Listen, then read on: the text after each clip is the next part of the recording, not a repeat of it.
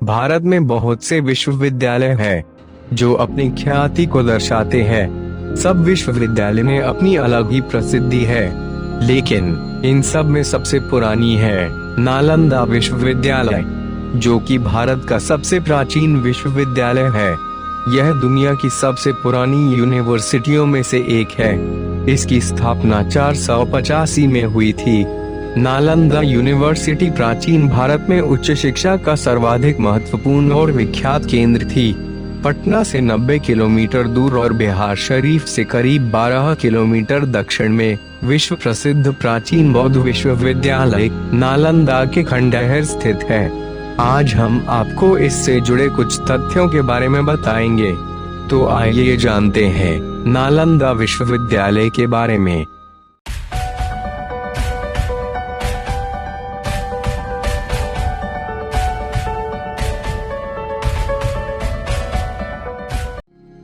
नालंदा विश्वविद्यालय बिहार के नालंदा जिले में स्थित है। इस जिले का नामकरण इस प्राचीन विश्वविद्यालय के सम्मान में रखा गया है। नालंदा के खंडहर को इसी जिले में खोजा गया था। विक्रमशिला विश्वविद्यालय बिहार के भागलपुर जिले में स्थित है। यहाँ की लाइब्रेरी में हजारों किताबों के साथ 90 लाख पांडुलिपियां रखी हुई है। यहाँ पर बख्तियार खिलजी ने आक्रमण कर आग लगा दी थी, जिसे बुझाने में 6 महीने से ज्यादा का वक्त लगा था।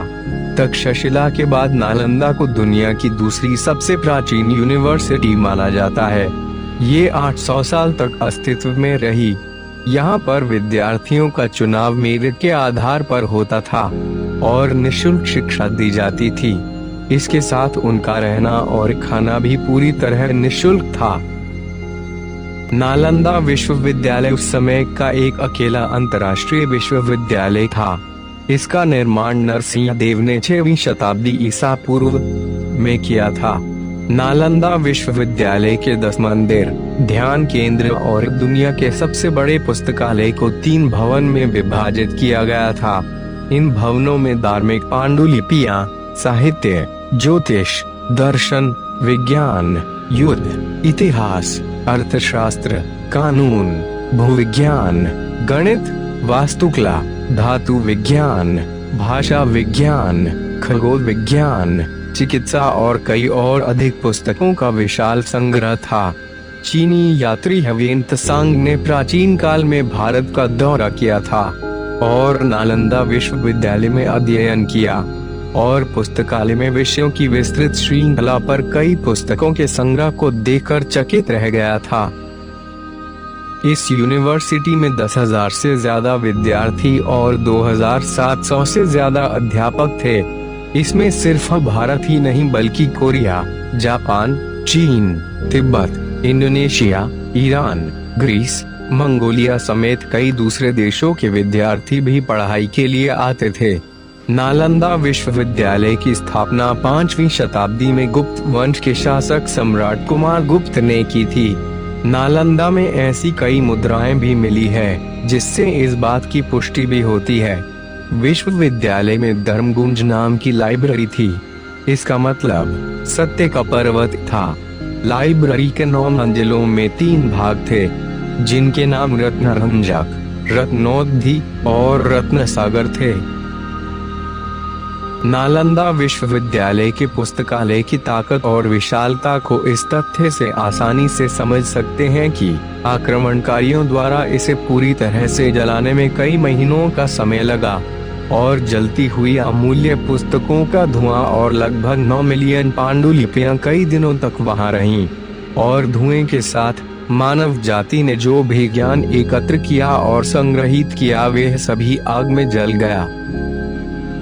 नालंदा विश्वविद्यालय पर आक्रमणकारियों द्वारा 3 बार हमला किया गया था। पूर्ण, गौड़ और बख्तियार खिलजी द्वारा।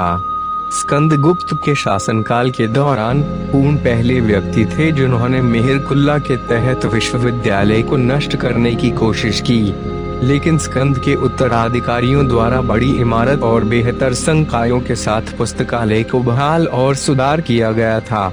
दूसरा आक्रमण गौड़ों द्वारा किया गया था, जिसे बौद्ध राजा हर्षवर्धन ने फिर से बहाल किया था।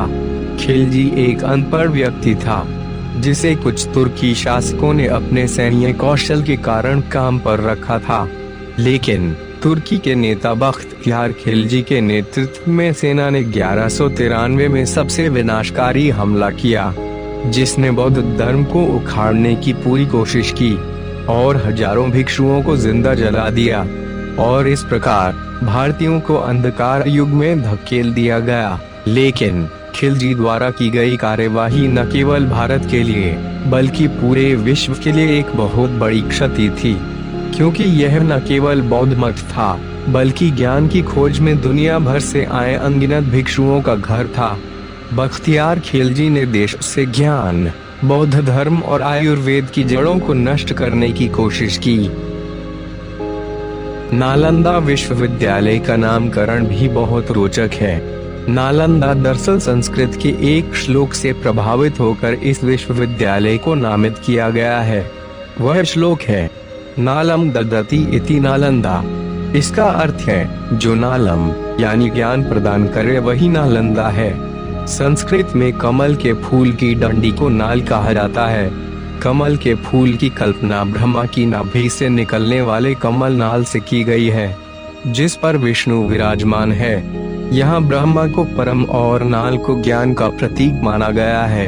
द का अर्थ देना है और ज्ञान देने वाले संस्थान को इसी आधार पर नालंदा कहा गया। नालंदा अपने बौद्ध मंदिरों के लिए भी विख्यात है। यहाँ वैसे तो कई मंदिर हैं, लेकिन उनके खंडहर ही शेष हैं। मंदिरों का नामकरण नहीं है, इसलिए इनको संख्या के आधार पर वर्गीकृत किया गया है। मंदिर संख्या 1 और मंदिर संख्या 2 सामान्य है, लेकिन मंदिर संख्या 3 विशेष है। यहाँ स्तूपों की एक श्रृंखला मिलती है और चौकोर आकार के इस मंदिर के 7 बार बनने और गिरने के साक्ष्य मिलते हैं। यहाँ के खंडहरों में बौद्ध मूर्तियाँ और छोटे बड़े कई स्तूप दिखाई देते हैं, जो यहाँ के महान गुरुओं से संबंधित हैं। नालंदा में सिर्फ बौद्ध मंदिर ही नहीं बल्कि हिंदू मंदिर भी बहुतायत से मिलते हैं। यहाँ स्थित सूर्य मंदिर दर्शनीय है। यहाँ शिव पार्वती, सूर्य और विष्णु की मूर्तियाँ देखने योग्य है। यहाँ साल में 2 बार मेले का आयोजन होता है। दीपावली के बाद लगने वाला छठा मेला ज्यादा बड़ा मेला है। नालंदा में विश्वविद्यालय के साथ जुड़े कई और दर्शनीय स्थान हैं। यहाँ पर सरकार द्वारा पाली भाषा के अध्ययन के लिए पाली संस्थान की स्थापना की गई है। नालंदा के खंडहरों के अवशेषों को सुरक्षित रूप से पर्यटकों को दिखाने के लिए एक संग्रहालय भी स्थापित किया गया है। यह थी नालंदा यूनिवर्सिटी के बारे में कुछ महत्वपूर्ण रोचक जानकारी। मुझे आशा है कि आपको यह जानकारी पसंद आई होगी। अगर पसंद आती है तो कृपया वीडियो को लाइक और शेयर करें, और हाँ, चैनल को सब्सक्राइब करना न भूलें। हम ऐसे ही अमेजिंग फैक्ट्स लाते रहेंगे। धन्यवाद।